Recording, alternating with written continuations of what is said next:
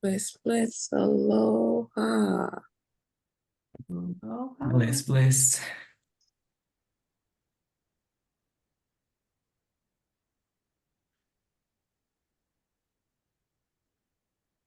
One second.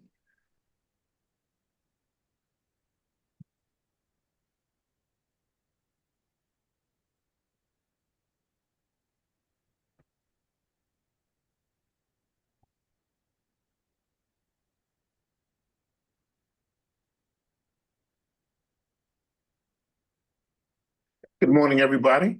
How's everybody doing? Good morning, everyone. Well, thank Good morning. Okay. So today, as you know, with every Friday, the VIP section is for people who are VIPs.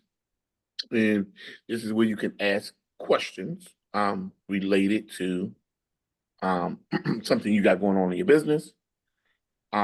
I always say this is not a wine and cheese session, meaning this is not for whining. They have places where you can whine. It's called your therapist's office. Here's the section where you're looking for solutions, you're looking for answers, and you're looking for help. Right? Um, so if you need to ask a question, raise your hand. If you need to share something, like, hey, I had a big breakthrough, go and share it. If you just wanted people to know about something you got going on, by all means, share that. So let's go ahead and get started. Raise your hand, and we'll take it from there. Okay.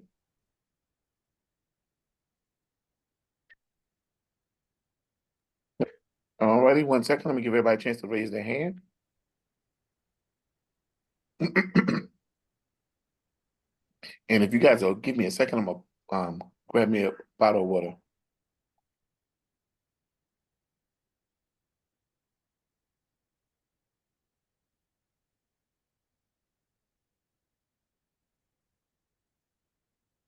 I know he said bottle of water, right? Water.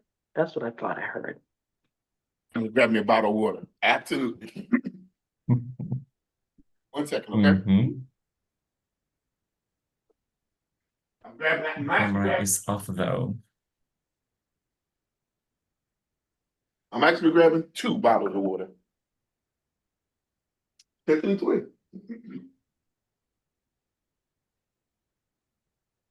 Even more better.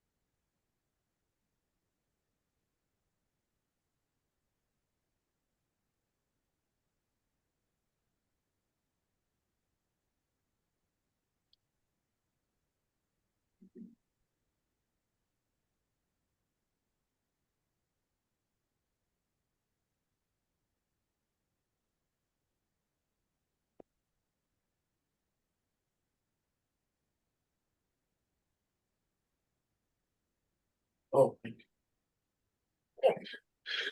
you. Brenda, you got the mic? Let's get it. Good morning, everyone. Good morning, Trevor. I just want to share a win. I I like had winning. awesome. I had an interview yesterday. It's on our local cable television station. But what I did was weave in one of your principles at the start of the interview. So, because my brand is the unapologetic introvert, I recognize that the word unapologetic is used for many reasons and can have a negative connotation. So, I used that opportunity to break down the word, and I started with the principle embedded in the name of everything is its purpose. So I quoted it, I gave you credit, and then I talked about the emotional connection, as in the word un as being a prefix means not, and apologetic refers to regret.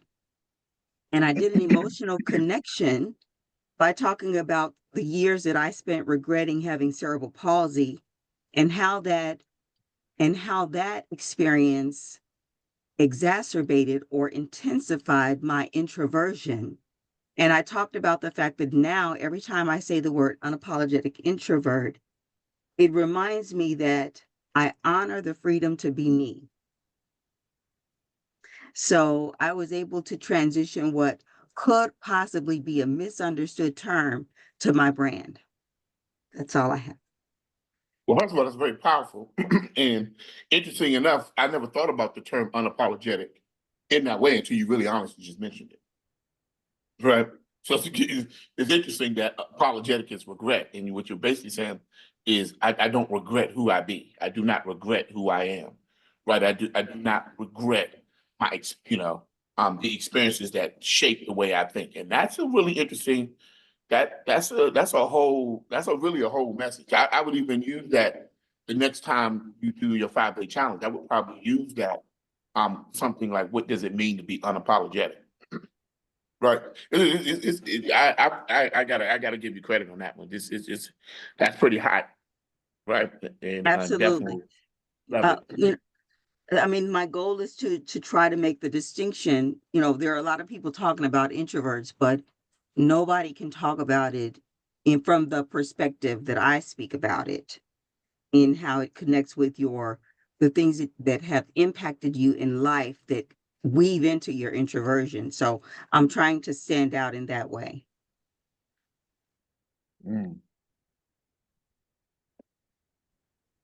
I love it. So one, when you get that interview back, what are you gonna do with it?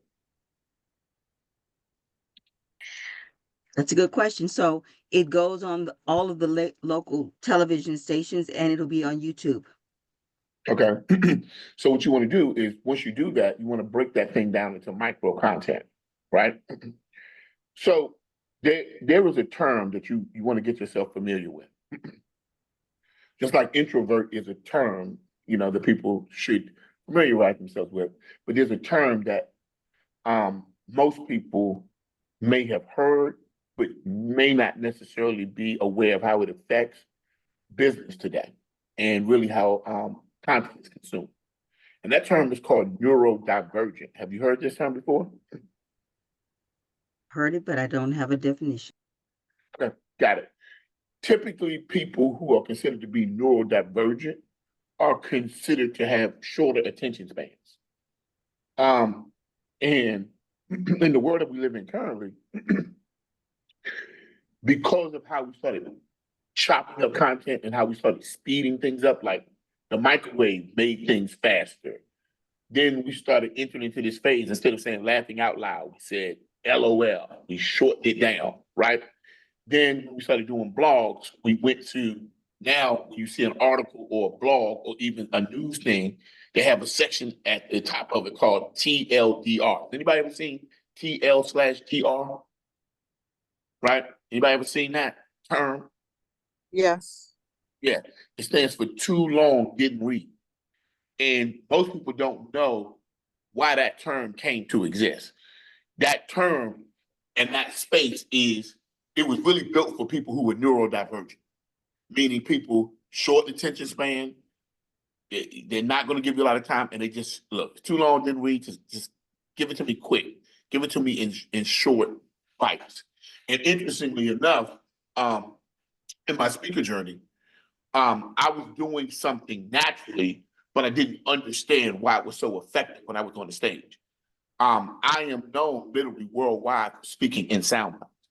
Like, wherever you are in life, your mind got there first. Then I might go into a long explanation of it. But the part that people remember, wherever you are in life, your mind got there first. Powerful people ask powerful questions. But now, hindsight being 2020, is it appealed to a world of people who are quickly becoming more and more neurodivergent. And even in your emails, now you do sort of like a PS, right? So, at the end of a letter, you do a PS. Everybody get this? PS, postscript. Like PS, blah, blah, blah, blah, blah. It's like a little note to the reader. But now people are doing, I think PPS, which is a second postscript. So PS might be like, yeah, so blah, blah, blah, blah, blah, you can do this, yada, yada, yada, yada, yada. Now they're doing a second one called a PPS, right? I think it's PPS. And that is for people who are neurodivergent. They say, hey, listen, whenever you get down, just remember you got this. That's all. Shorter, concise pieces of communication. Because there's some people who, matter of fact, well, I won't mention her name. I got a client that does millions of dollars and she's neurodivergent. And when I talk to her, I can't do long explanations. I have to do soundbite, wait till she asks the question, and then concise answer, and then to the next question, as opposed to trying to shove a 30-minute explanation down somebody's mental pipe. And when we do that, a lot of times, what happens is people forget, by the time you get to the 30th minute, they forgot what you talked about in the first 5 minutes. So what you want to do is you want to break this content down, but start breaking your content down in ways that a neurodivergent world can receive this information. And then you got to create sort of a permission zone for if they want you to expand upon this. That's why when you see articles now, you'll see the TLDR first, too long didn't read, quick synopsis. Then from there, they drop into the permission zone that if you still want to read more after that, go into detail, now you have that zone. And I would even say that this probably should start to be adopted in emails. Too long didn't read, TLDR, right? But additionally, that's why TikTok is now the #1 social media platform. It's not the #1 social media platform because it was just special. You know, not necessarily. It was that they came right out the gate with short, small, bite-sized piece of content that you can get. This is also one of the things that made Twitter so popular, which is Twitter was massively popular for news agencies because people could get stuff in bite-sized pieces. So as you start to repurpose content, there is long-form content and there's short-form content, and they have different purpose. And you really have to cover both.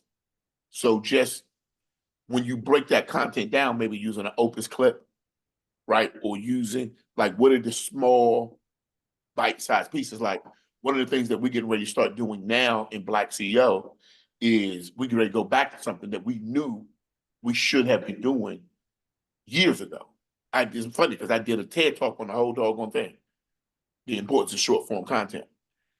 But even in these courses or masterminds, when they get broken down, they really need to be less than 10 minutes apiece.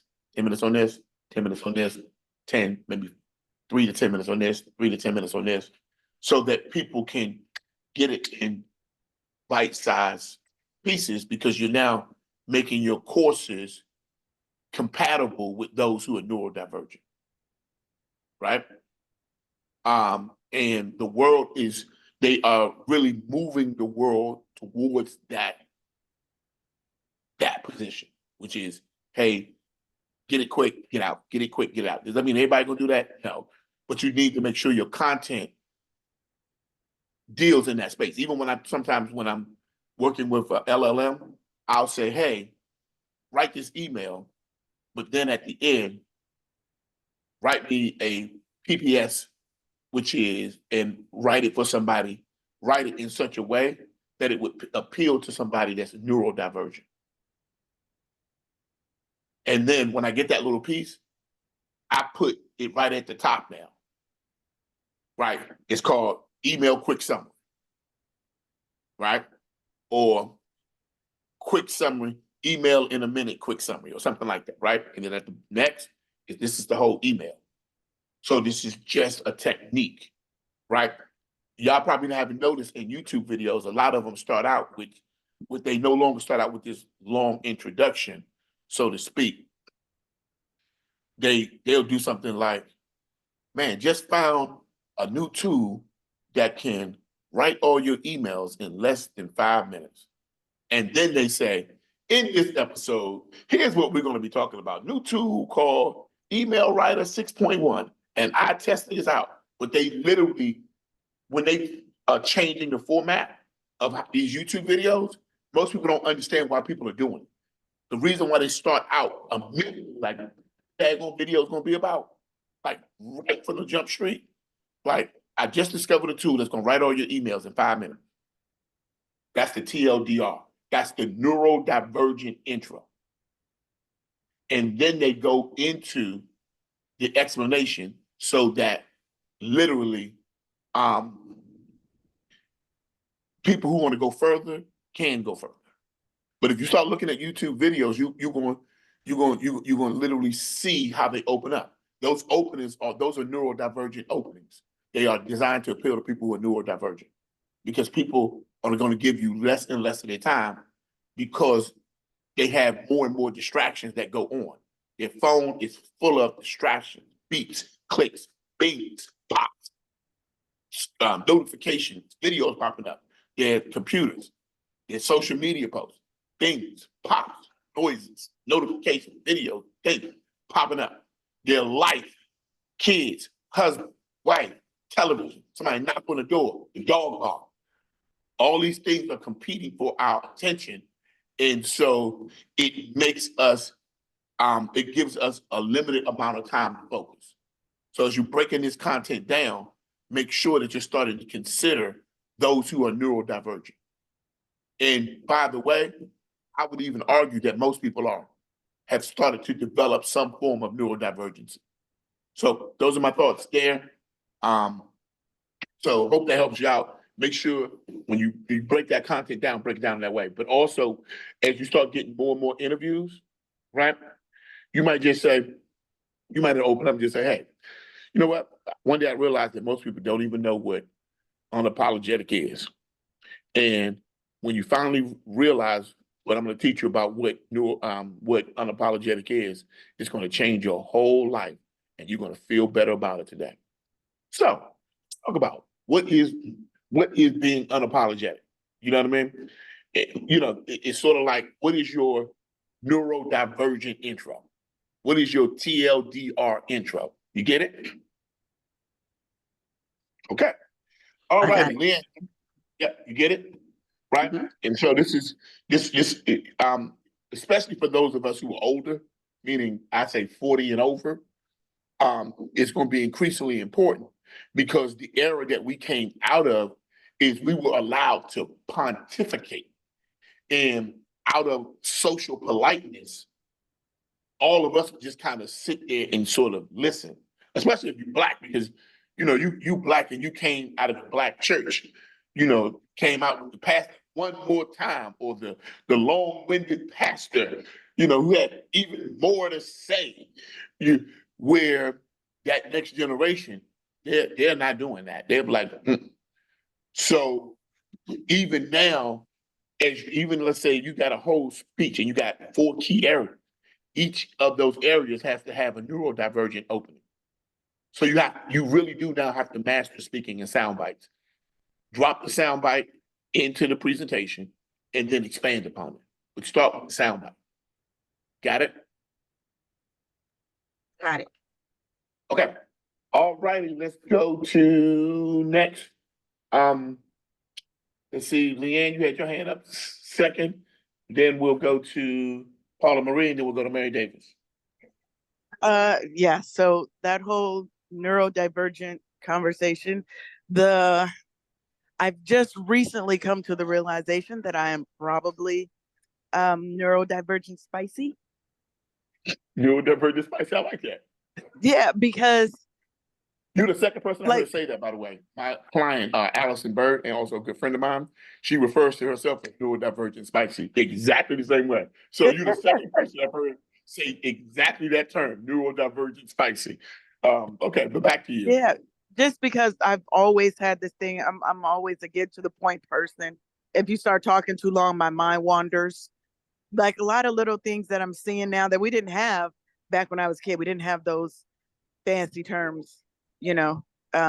But that was just a side note. So it was interesting to see that because yeah, I'm the one who skips through the landing page and reads for the important pieces. I can't go through all the long things. So that was just an interesting side note. But I'm here to say, so I got my response back from TEDx and they did decline me. But that's okay because you know I'm gonna go back and I'm gonna keep applying until they say yes. So I've reached out to actually one of my friends knows the lady who does the TEDx Buckhead. So he's gonna introduce me to her and I'm going to ask her if she'll coach me to at least get through that application process. So I would say I came to say that so just because things don't go right the first time, we don't give up. We keep going, we keep pushing, we keep strategizing, and we learn from every setback. Because to me, it's just a setup for something better. Because now I'll know the different potholes and the different nuances to getting through that application process. Because my goal is to make sure that there are more Black organized TEDx events around here for us. So. It's funny. I gotta find my quote, but I have a soundbite for that, and basically it goes a little bit something like this: "Is I study failure just as much as I study success, right?" And I'm gonna find the soundbite for you because it's somewhere in my notes. But what happened was at one point in my life I was dating a cancer scientist, and one of the things that I learned from that person was because they did all sorts of experiments and things like that. And one of the things that she told me, she was like, you know that in order for us to cure cancer, we have to study people who have it, right? We don't study healthy people. We study unhealthy people because we're trying to figure out what created the decline in their health, what caused this change in their genetic structure. And so I remember thinking to myself at that time, wow, it's just as important to study failure as it is to study success. But a lot of times our backstories and the things that we share with the world, we tend to want to study their successes when we really should be studying their failures because it's within their failures that the truth of their breakthrough is apparent, right? And I'm really glad that you got denied.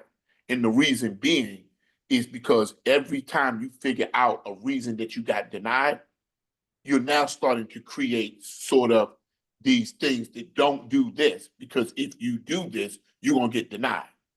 Do this, because if you do this, you're going to be successful. So you know what not to do and you know what to do, right? And interestingly enough, I would even argue that knowing what not to do, right, is probably more important than knowing what to do. And because a lot of times we start to have success, but we don't know how we got there, right? And so studying failure is very important. And it's interesting enough, the reason why people are going to pay you is so that they don't have to make the same mistakes you made. So they get to bypass the mistakes by going into your program or your mastermind. So, you and I have had this discussion, but definitely love the fact that they declined you first time out. And with each iteration, you get to see they don't want this, they don't want that, they don't want this, they don't want that. And you start to literally have a guideline. Interesting enough, before I became a real estate agent, I failed the test 8 times. I failed it 5 times in 1 week. I failed it, but each time I knew I got to see where I failed at. I was like, oh, okay, this is the right answer, this is the right answer. By the time I got to the 8th time, I passed it. I nailed it like 100%, like got it 1. I got a perfect score. Interesting enough, after that, I ended up teaching real estate classes. I could teach it like the back of my hand. I knew exactly what not to do. Like, hey, this is how they frame it. This is Don't do this. This is how they looking, right? And then I went on to not only train real estate agents, but I ended up being considered one of the top real estate agents in Maryland. And then courts used to call me to come testify in real estate cases to sort of help judges better understand real estate nuance and law. But how did I really master real estate? I really mastered it through my failures. And I think that the world has made us afraid to fail. And being afraid to fail is the same as being afraid to learn. Everybody write that. Being afraid to fail is the same as being afraid to learn. Principle. Being afraid to fail is the same as being afraid to learn. Write it. Okay? Being afraid to fail is the same as being afraid to learn. Okay? All righty. And by the way, Leanne, I'm gonna be the first in line to purchase that product. No joke. I'm literally gonna be first in line. I'm like, yep, I'm buying the mastermind. I'll be sitting in class. Okay. I got you. Probably a couple other people out here saying I'm gonna be sitting in class too. Okay, let's go to next person. Let's go to some reason my Zoom is doing something Mary weird. Davis. Yep, thank you, Vidal. Mary Davis. Morning, everybody. I have a win, and then I also have a question. So all this week, I just want you guys, you and Smallin, to know that I hear and I'm taking in what you've been telling us. You've been telling us the importance about collaboration, and you've been telling us about the return on finish, about finishing things. And you talked to us this week about in the marketing club about the sales cycle in package. So my win is related to all of that and just trying to do that. But like the collaboration and being in the right rooms. So because I was in this room, I listened to what you said about the sales cycle and just trying to finish some things. And I'm trying to figure out how do I go back and clean up my sales cycle and start the other one. So I did it, but it was like an ugly launch, which I know we're supposed to have, but still you stress the importance of making sure it's clean. And what I did, because I met with my group last night, I was just like, okay, how am I going to finish this? Because the number that you threw out, I didn't see it, but you've told me that about 3 times and I still didn't see it. And so I went back and I was telling them about, I nailed the deal in collaborating with someone that I wanted to collaborate with, which was really good and is going to be beneficial for both of us long term. So it's so important, but I use that to talk with my anthology participant, and the way that I'm cleaning up my sales cycle that I didn't package in the packaging deals, a la carte. And when I told them that, I think I'm going to have almost everybody in my deal of the century, which I didn't think I was going to get but one. Unbelievable. Because while I was talking, people were asking, can we still upgrade? They're either going to be in my 2 highest packages, which leads to my mastermind. I was doing a happy dance. So I just want to thank you and Spalding for laying the groundwork. And sometimes when I feel like I've been working in the dark, and just because I've operated at some of the highest levels, I start to question like, well, what the hell is wrong with you now? But I'm soaking in so much information, which goes to my question. You guys give us so much information. It is like overload. And just trying to figure out how to disposition it and how do we continue to move forward.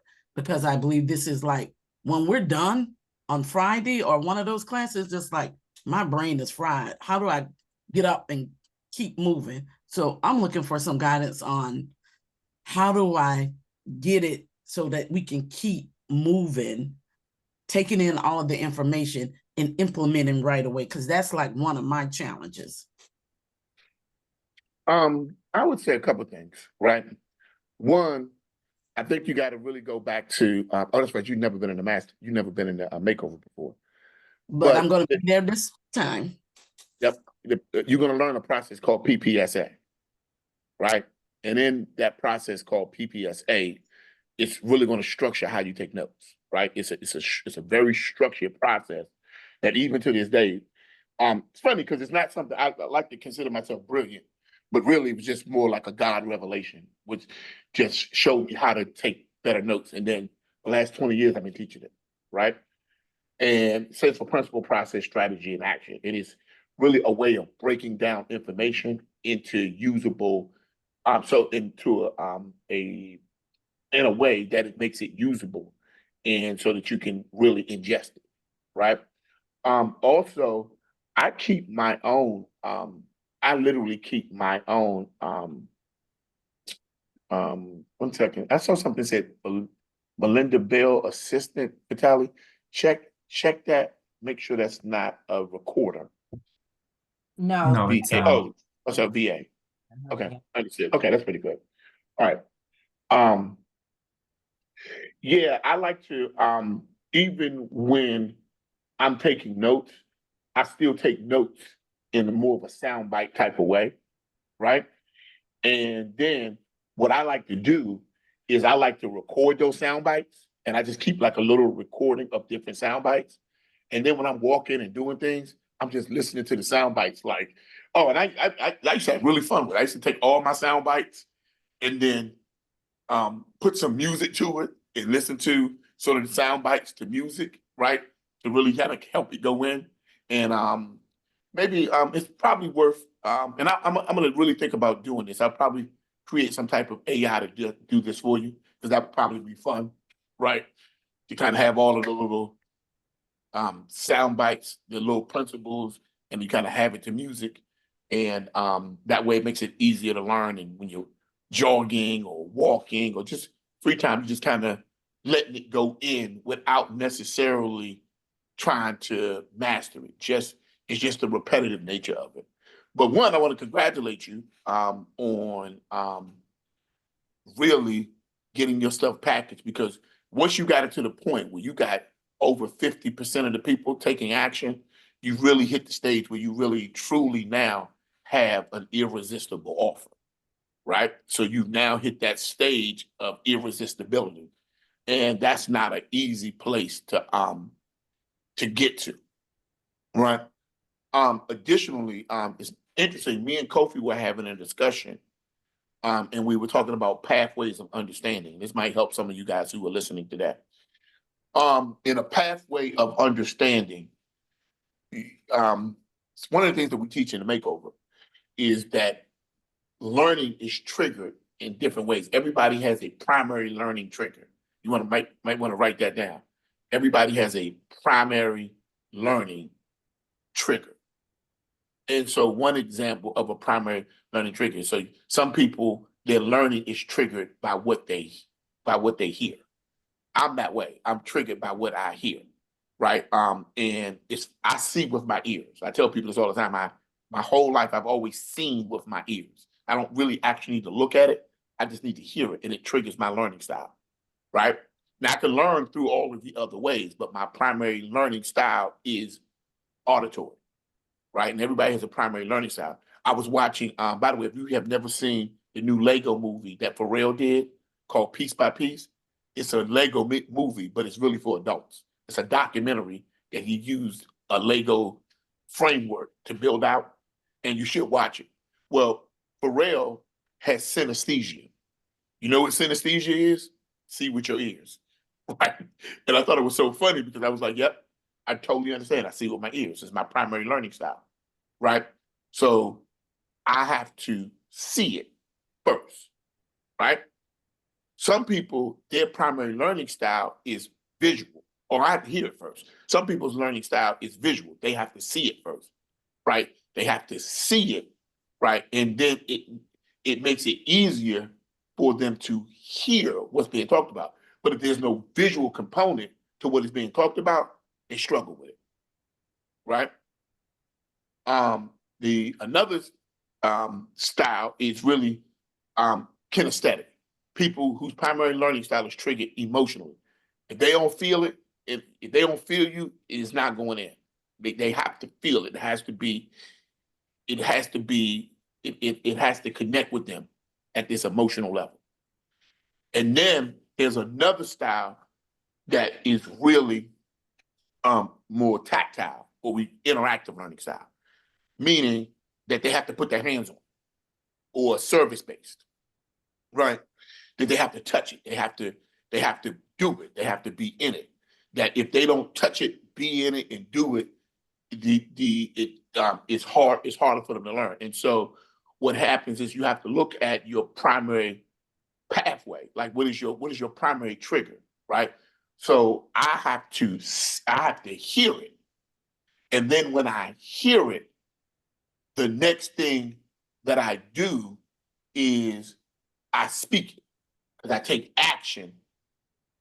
The way I take action is I take action based upon what I hear, right?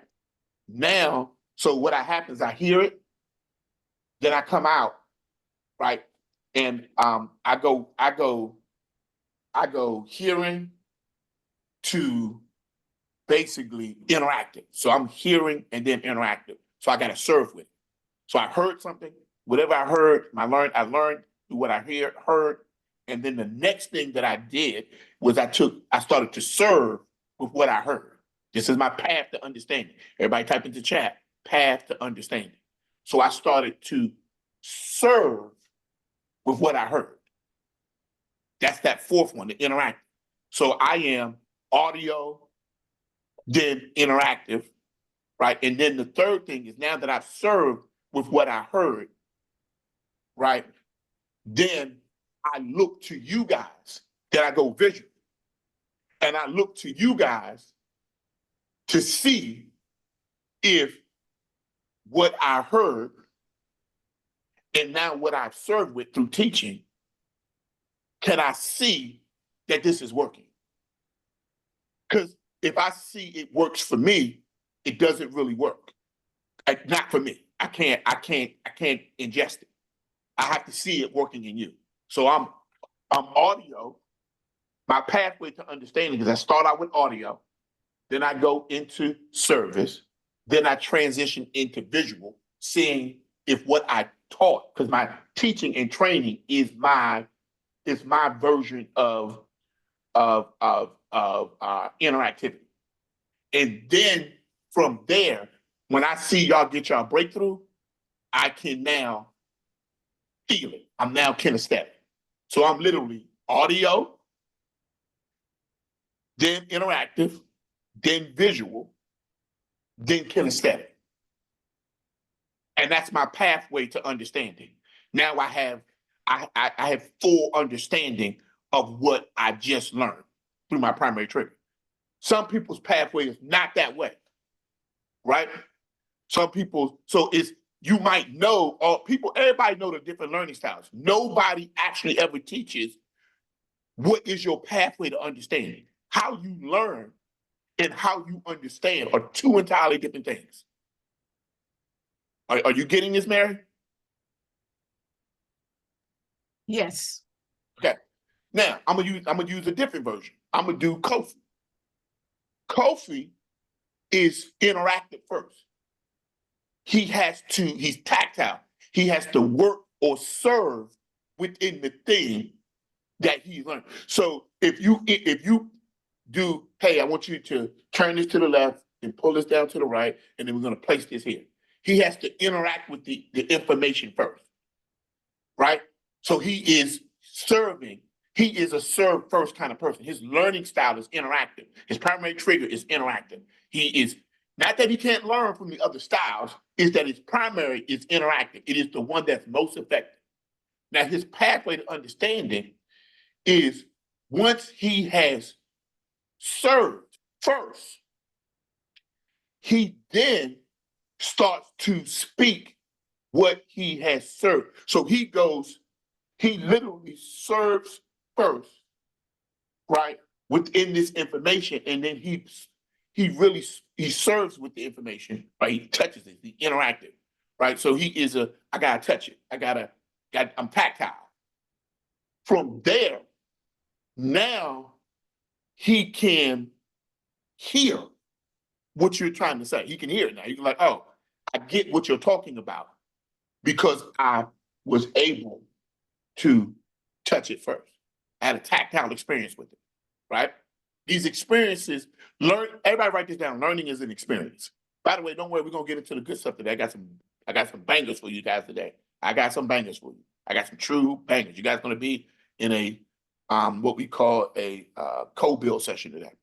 All right, so then from there, now that he can hear it, he really, and he can see it, then he really moves into a deep emotional connection with the information. So he goes from there to kinesthetic, and then he goes from there to being able to now start to visualize. So his pathway to understanding is very different because it started out in a different way, right?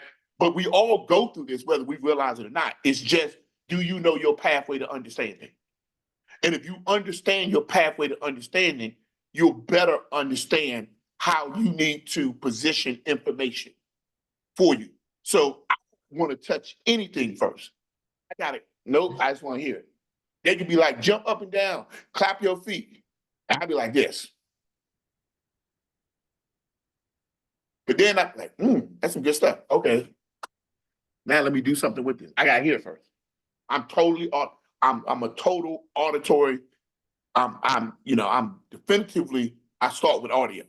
You try to bypass audio on me, I'm gonna shut you down before people. I get on sometimes with like developers and they're like, Trevor, let me show you something. I'm like, did you hear what I said?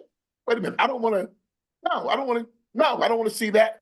I want to discuss what was important to me, the audio, right? Because I'm audio then serve.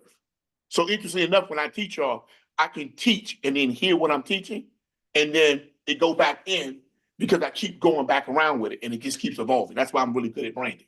But you got to know you really just got to know your pathway to understanding, and it's just something to consider because it'll help you identify your teacher.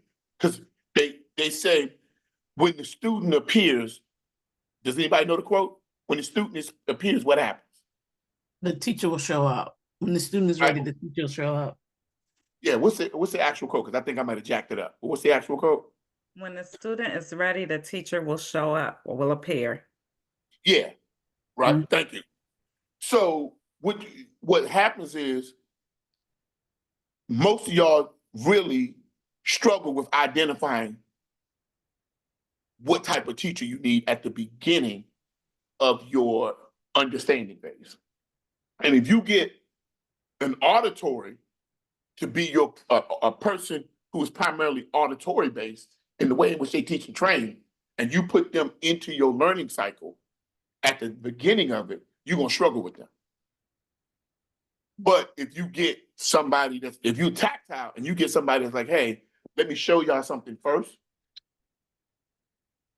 then after I show it to you, now I'm gonna start teaching you what I just showed you. I hate classes like that. Like this is one guy, he always start out with, let me show you all the stuff that they do. And I'd be like, man, I fast forward to I gotta fast forward to the spot where he starts really explaining what's going on. I don't want to see how it works until I can hear how it works. And so when you're identifying your coaches, try to identify a coach that is in alignment with your primary learning trigger so that you can move towards your pathway to understanding. Does everybody get this?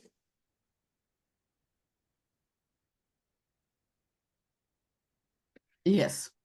Okay, just making sure. All right, now I'm about to give y'all a rule about practicing. Because most people don't, they tell you practice makes perfect. Practice don't actually make perfect, but we'll talk about that later, right?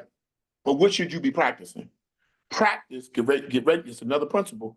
Practice only works when the person cares about something enough to want to be good at it. Practice only works when a person cares about something enough to want to be good at it. Some of y'all practicing things that you don't care enough about to want to be good at. Practice only works in scenarios or situations where the person only cares about something enough to want to be good at it. That's the truth. So if you don't care about something enough to want to be good at it, no amount of practice is going to help you. So when you don't care enough about it to be good at it, that's when you hire somebody else to do it. And you hire somebody who cares enough about it to be good at it. Example, Shamoy Augustine. We call him Boy Wonder. He's a full-blown man, but we call him Boy Wonder. He cares deeply about Facebook ads and Google ads. He cares about this enough that he's practicing it every day for like the last 7 years, while he was a kid practicing this. He cared enough about it to want to be good at it. The reason why many of us don't achieve greatness is we practice things that we are using to try to survive with. We're not practicing things that we care about. We're practicing things that we feel like we need to survive. So you'll never be great at it. My father made me play, most of y'all don't know, I used to play saxophone. I did not love playing the saxophone, but my father felt like if he made me practice the saxophone every day, that I would be eventually great at it. The reason why you never know that I play a saxophone, because I'm not great at a saxophone. I didn't like it. I didn't want to like it. And I wouldn't say I'm horrible at it, but I don't play it anymore for sure. But he imposed something he wanted me to be great at because he cared about it. And if he cared about it, he should have practiced it because he would have been great at it. That's what they call living vicariously through your kids. So again, I'm gonna tell y'all, listen to me closely. A lot of times y'all get coached like, you gotta get coached, you gotta learn this, you gotta learn this, you gotta learn this, you gotta learn this, you gotta learn this. Practice only works when the person cares enough about the thing that they want to be good at it. It's the only way. Practice only works that way. Even practice makes perfect. Hell if it does. You don't care about it, ain't no amount of, you ain't never be great at it, you ain't gonna never perfect it. Period, point blank. I don't care about basketball, so I don't practice basketball. But when you see people who really care enough about it and want to be good at it, they do the Michael Jordan move. They go out and shoot thousands of jump shots every day. You ain't gotta make them do it because they love it so much, they care about it so much that it drives their habits. And some of y'all trying to force your habits by going against who you are at your core. So if you don't love it and you don't care enough about it to be great at it, that's when you hire somebody who does love it enough to be great at it. That's when you bring in a system. That's when you bring in a person. You get it? I love speaking. I love training. I love technology. I train with it every day, all day. Nobody's telling me I train it when I got the flu. I train with it when I'm sick. I train in after the surgery. I train with it after I broke my leg. I train with it all the time.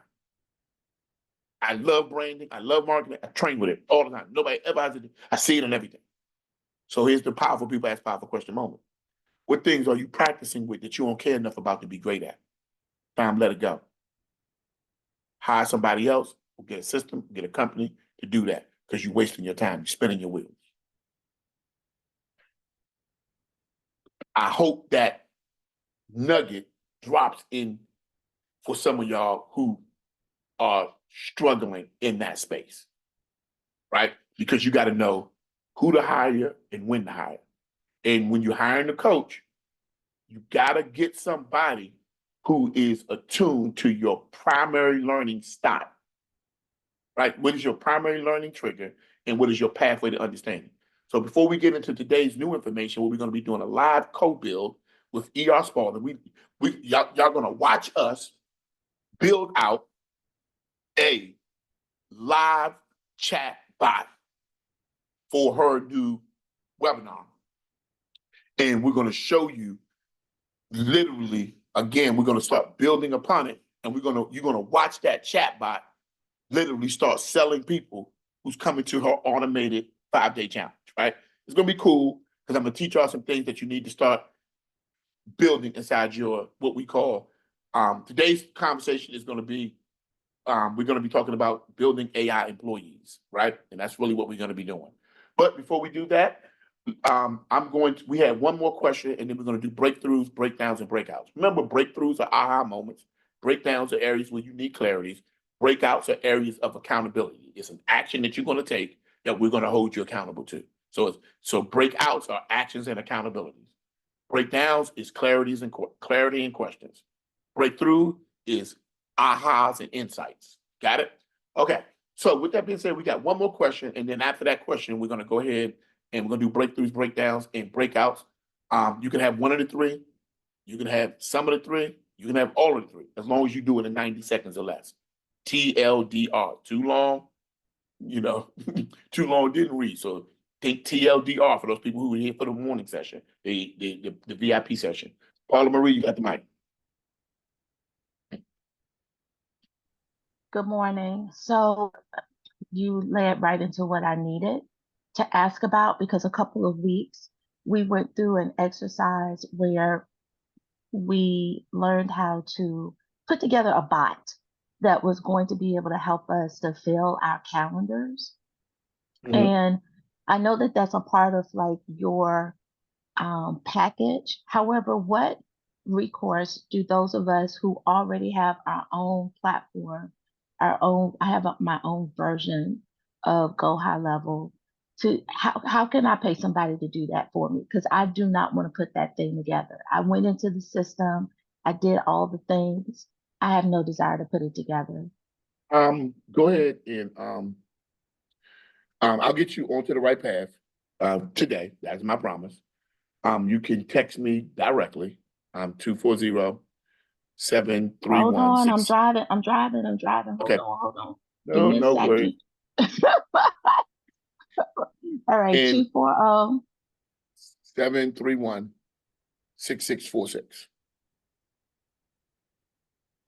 240. 240-731-6646. And I will call you after today's meeting, but you got to text me, and you got to remind me what I'm supposed to talk to you about, because I get a lot of text messages. Once you do that, I'll follow up with you today. Okay. Thank you. All right. No worries. We'll get you on the right path. All righty. All righty. That being said, let's do breakthroughs, breakdowns, breakouts, right? You can raise your hand, and then I'm just going to come right to you. Breakthroughs, breakdowns, and breakouts. Breakthroughs are aha moments. Breakdowns. Breakthroughs are aha moments. Moments where you had a little breakthrough. Breakdowns are areas where you just needed a question, right? And a breakout is, really all about actions and accountability. So we're going to go, we'll go Renetta, and then we'll go Dr. Demisha, because those are the first two hands I saw pop up. You can have one of the three, some of the three, or all of the three, but you got to do it in 90 seconds or less. Too long, didn't read. TLDR. Dr. Demisha, you got the mic.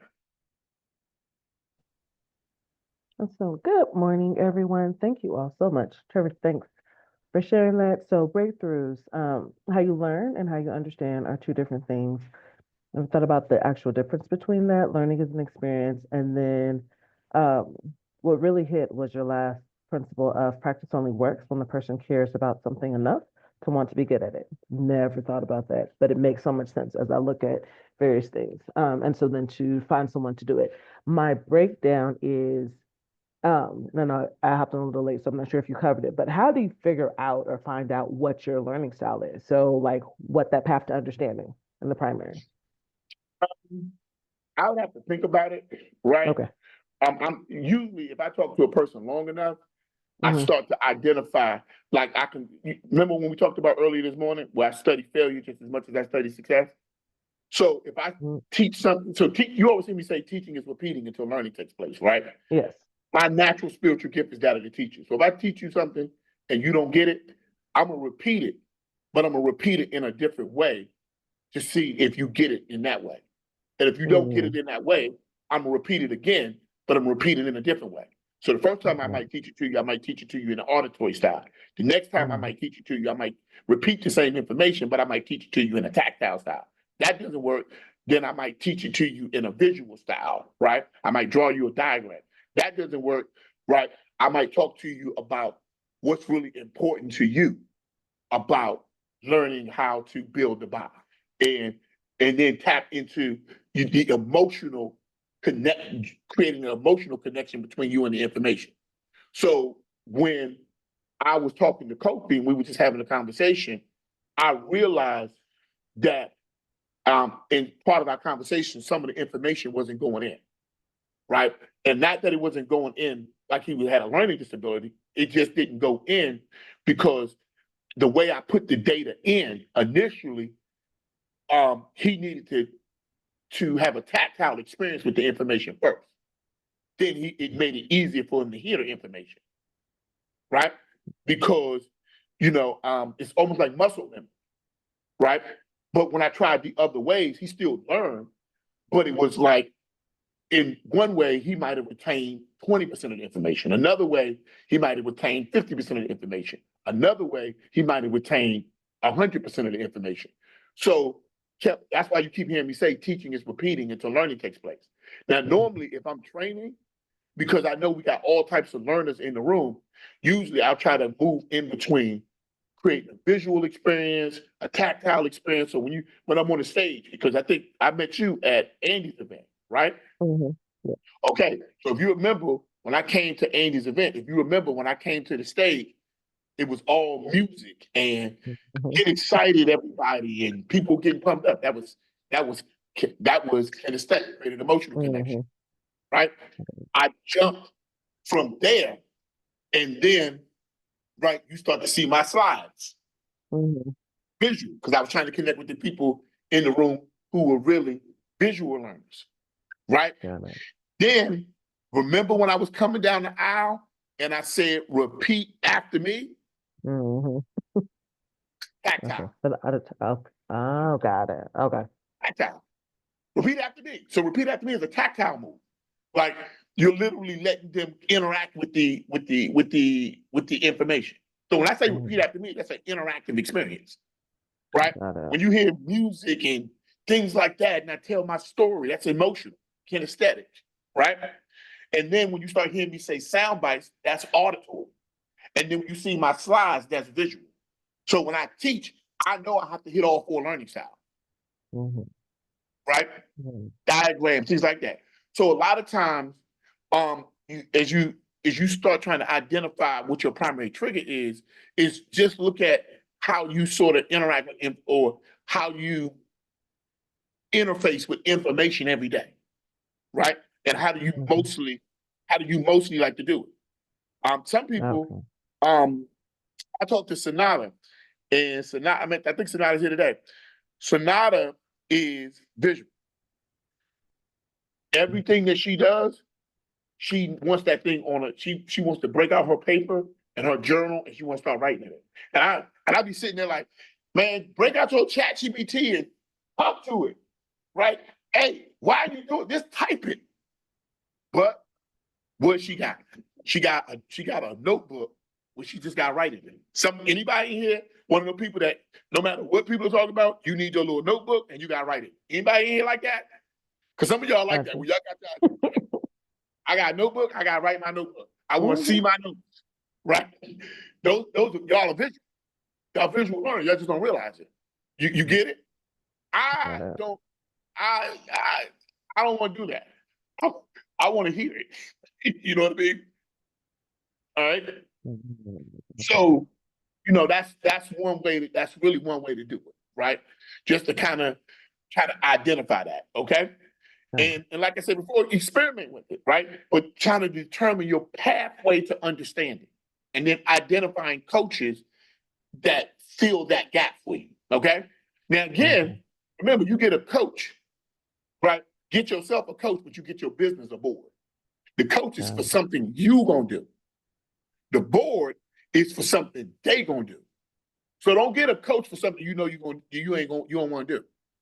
Because the coach is for what you want to do.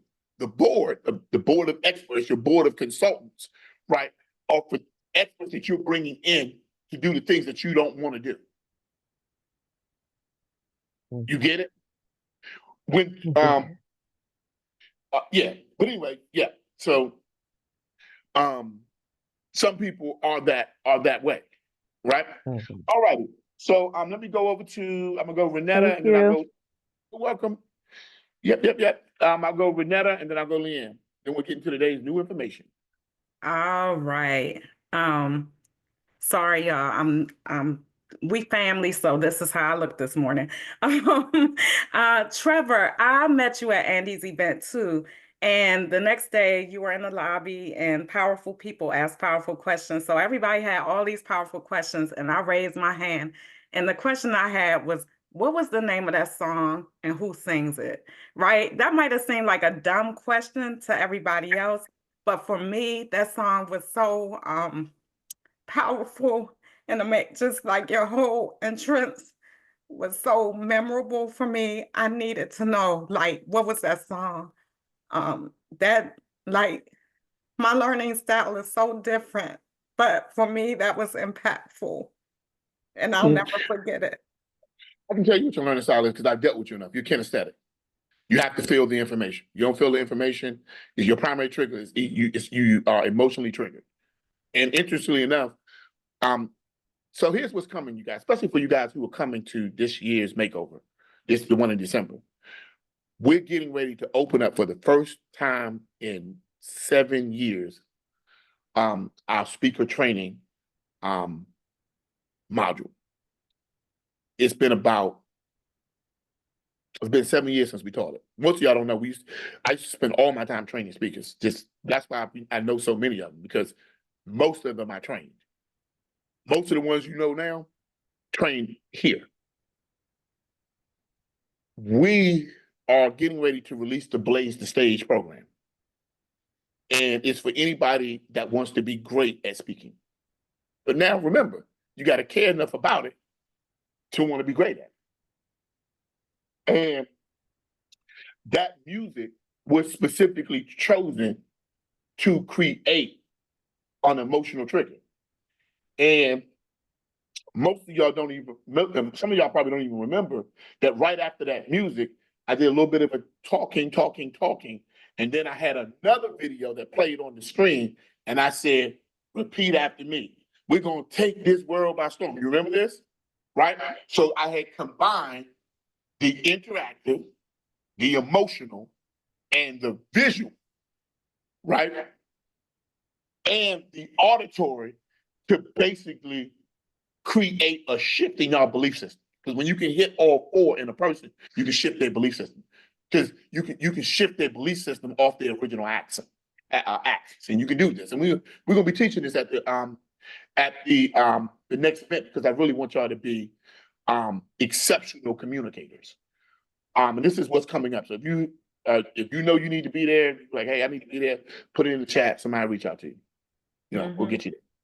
But I know your learning style. Your learning style is developing the emotional connection between the information, the emotional connection between the transformation you want to create. If you don't feel it, you can learn it, but your continence, your spirit is going to reject that information. It's going to fight against itself because the emotional connection is not there. Got it? Yeah. Thank you. Yeah, but you're definitely, no doubt about it, 100,000%, you have to feel the information. So you can't really learn from coaches who are not transparent. You can't learn from coaches who are unwilling to be vulnerable, right? If there's a pretense to that coach, you're going to hate it.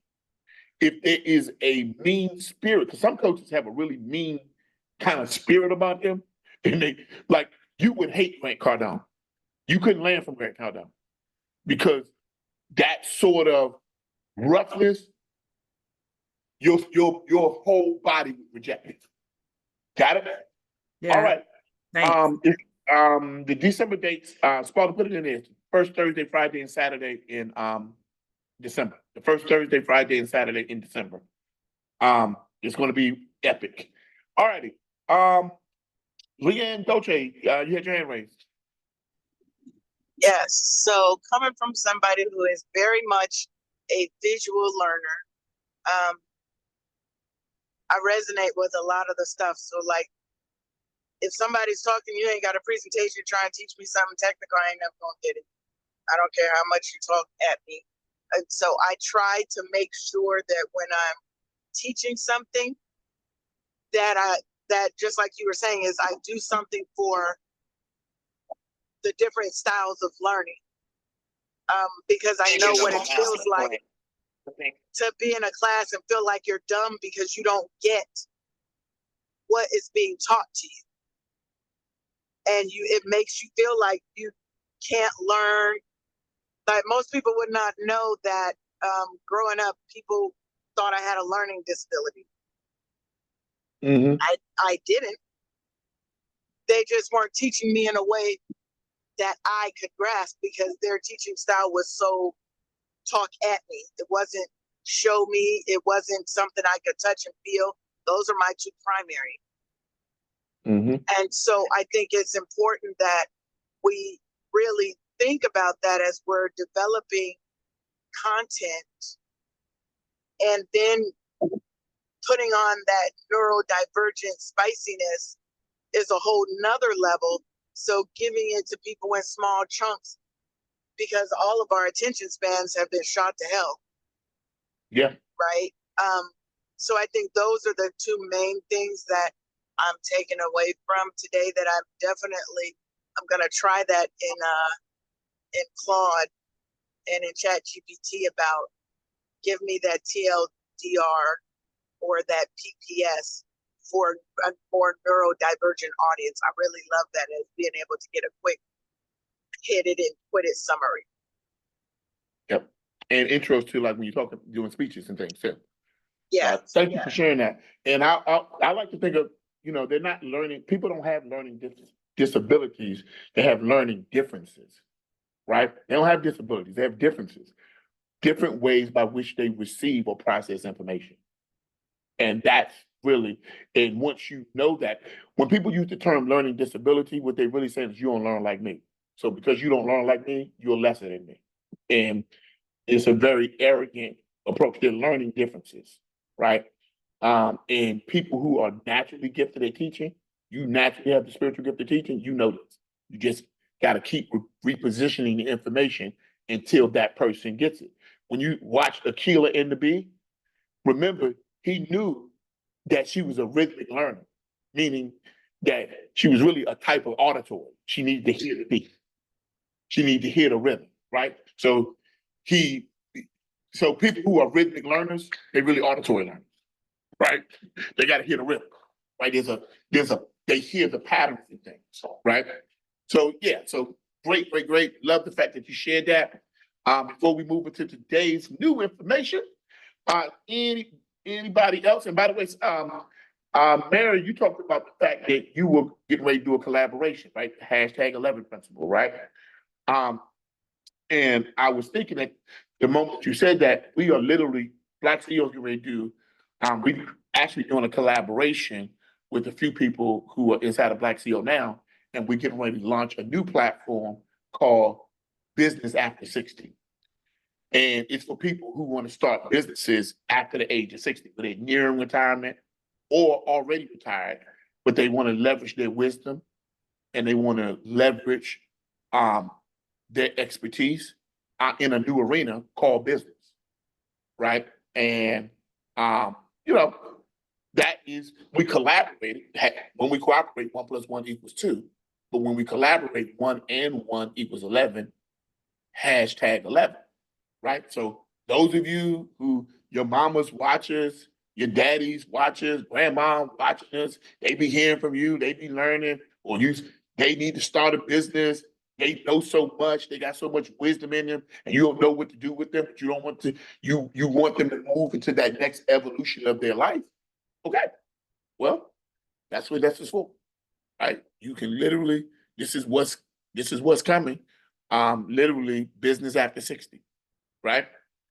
And also, even in that it's going to be really, really cool. That's what I can tell you. So you're just like you're building collaborations, Mary, same thing, building collaborations, right? Got to eat our own cooking. All right, I think that was the last of the questions. I think that was the last. Let me just make sure. Did I miss anybody? Yep, I think that's everybody. Okay. All right, let's stop that part of the recording. It's going to be a really good one, Vitaly. We'll probably label that learning styles.